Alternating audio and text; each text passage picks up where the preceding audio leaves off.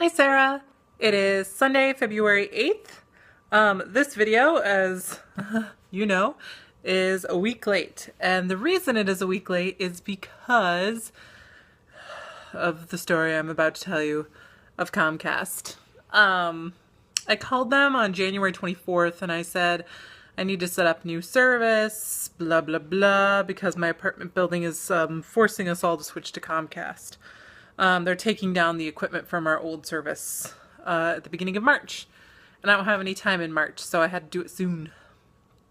So I called Comcast, and as usual, it took forever. What are they looking at? Wait, let me look at the deals in your area. Why is that? What? Ooh, sorry, shadow. Why does that take 20 minutes? Why does that take 20 minutes? Anyway, after 45 minutes, I finally got service all set up. And, oh, dang it, sunglass. I'm sorry. I didn't think about this very well before I started filming. We got service set up, had an appointment for the next week between 9 and noon. They were going to come and set up my new service. And so I called my other places, canceled all my services for that day so that I would have no downtime without service. And had that all scheduled. So anyway, the day comes and Comcast does not show up. So I call them and they're all like, what do you mean you called to set up service? We have no record of you ever calling to set up service. We have no record of this appointment. We have no record of anything of you ever calling. And I'm like, what? But I always imagine like a minion in Despicable Me when he goes, wah, because that was me. So he's like, they might be able to get out to you today. He's like, just stay in your apartment, until 6 p.m. Just stay in your apartment, for the next 6 or 7 hours. And maybe they'll show up. I'll put in a note to the dispatch. And I was like, sure they will. They'll show up. They never showed up. Surprise! And so I had a week where I had no cable and internet, which drove me nuts at first. And then I decided to watch all of Harry Potter. So I would come home, watch a Harry Potter movie, and go to bed. And Comcast finally came yesterday and got everything set up. It took a little over 2 hours. Why? But I finally have cable and internet again. Which is why I couldn't post a video, is the Wi-Fi at work is not working. So none of us have Wi-Fi access on our phones. Like, we have Ethernet access on our computers, but like I didn't have any way to post a video because I make them on my phone and I didn't have any way to, dang, I didn't have any way to post it. So that is my story. But here I am, posting a video now. In other news, I finally read Peter Pan. It's one of my very, very favorite stories. I love the musical. I love the movies, except for the Disney animated one, which I just don't like.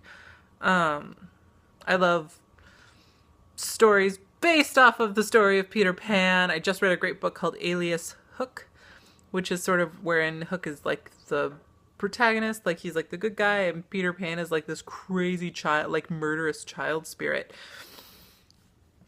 And all of Hook's pirates are like lost boys who were abandoned by Peter and went out into the world where they didn't know how to function and all became like murderous, crazy thieves. And then that's when Neverland brings them back to be Hook's pirates, which Peter summarily like murders the crew on a regular basis.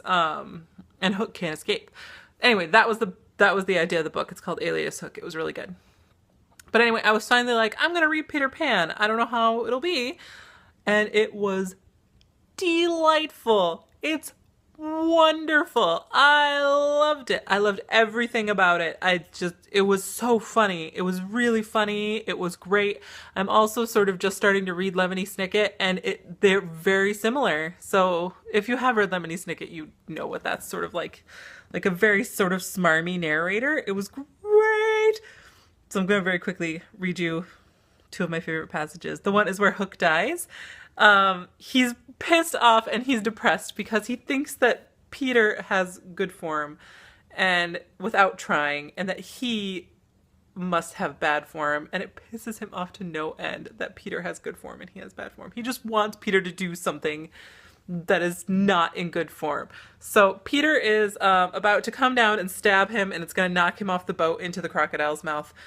And so here it is. He had one last triumph, which I think we need not grudge him. As he stood on the bulwark looking over his shoulder at Peter gliding through the air, he invited him with a gesture to use his foot, which made Peter kick instead of stab. At last Hook got the boon for which he craved. "Bad form!" he cried jeeringly, and went content to the crocodile. Thus perished James Hook. I loved it. Also, I love the narrator is constantly talking about how the children are so selfish and crappy. And a great thing about Mrs. Darling. On that eventful Thursday week, Mrs. Darling was in the night nursery awaiting George's return home, a very sad-eyed woman. Now that we look at her closely and remember the gaiety of her in her old days, all gone now just because she has lost her babes, I find I won't be able to say nasty things about her after all. If she was too fond of her rubbishy children, she couldn't help it. Oh, it's so good. I love it. So I highly recommend that reading. If you have not yet read the actual text, the J.M. Barrie text, it's wonderful on so many levels. Today I did laundry and I cleaned out my closets and my shoes because they were getting a little full, and I was like, there is no reason for me, a single person, one person, to have this much stuff. So I went through and I probably cleaned out a third of my stuff. So I have all that packed into the back of my car. Sorry, fuzzy. Tomorrow I will take that all to Goodwill. So it was a good day. Got a lot of stuff done. Got a lot of cleaning done. Now I have a little bit more space. And I am going to watch Deathly Hallows Part 1 right now. Maybe Part 2 tonight, depending on how late it gets. So I hope you have a good week. I will talk to you soon. Love you. Bye.